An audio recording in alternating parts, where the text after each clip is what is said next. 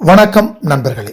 புதுக்கோட்டை மாவட்டம் கரம்பக்குடியில் பிறந்து தற்போது சென்னையின் அனைத்து இலக்கிய அமைப்புகளோடும் தொடர்பினை ஏற்படுத்தி கொண்டு வளர்ந்து வருகிற கவிஞர் ஞானவடிவேல் அவர்களை குறித்துதான் இன்று நாம் பார்க்க இருக்கிறோம். பொய்த்திடும் கனவு என்ற அவரது கவிதை, என்னாகும் இந்தியா எதிர்காலத்தில், எதில் முன்னேறும் இந்நாடு வருங்காலத்தில், அதிகாலை தேநீரும் அந்திக்கு பின் மதுநீரும் பொதுவான பானமாகி போகும், இனி இளைஞரினம் கிழவரினமாகும், காணல் வரி காவியங்கள் கோணல் வரி ஓவியங்கள் நாணல் இணை நாட்டியங்கள் சாகும், நம் நுண்கலைகள் முன்கலைகளாகும், தன்பருதி முன்னெழுந்து செம்புழுதி மண் உழுது தரணிக்கே உணவளித்த தேசம் இனி தன் பசிக்கே தள்ளாடி மாயும். அடடா, என்ன ஒரு சந்த ஓட்டம் பாருங்கள். மரபு கவிதையின் அத்தனை இலக்கிய இலக்கண உத்திகளையும் அறிந்த புது கவிஞர்களின் வரிசையில் ஞானவடிவேல் அவர்களுக்கு சிறப்பிடம் இருக்கிறது. தனது பள்ளிக்காலம் தொடங்கி கவியரங்கத்தின் ஆகச்சிறந்த தலைமைகளின் கீழ் இயங்கி வந்திருப்பதால் அவரது கவிதைகள் செம்மைப்பட்டிருக்கின்றன எனலாம். அதிகாலை தேநீர் என்ற ஒரு அழகிய நூல் இதுவரையில் அவரது கவிதைகளின் தொகுப்பாக வெளிவந்திருக்கிறது. மழை வந்தது என்ற செய்தியை மனத்தோடும் மனத்தோடும் கொண்டு வந்து தந்திருக்கிறார் பாருங்கள் ஞானவடிவேல்.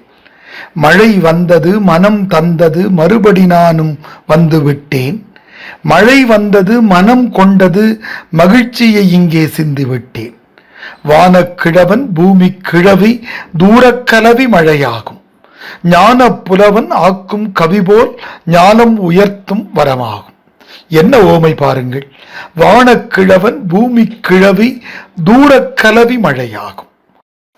பொது பேச்சு வழக்கில் கிழவன் கிழவி என்றால் வயதானவர்களை குறிக்கும்.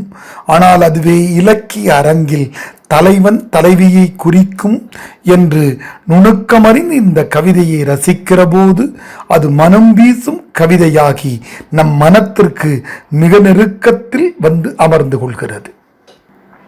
பெரியாரை குறித்த அவரது கவிதை என்ன சிந்தனை ஓட்டம் பாருங்கள்.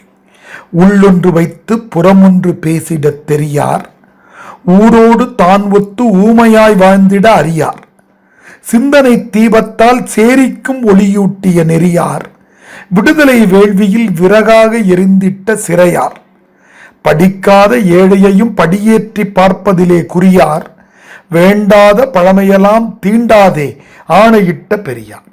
எப்படி எழுதியிருக்கிறார் பாருங்கள்.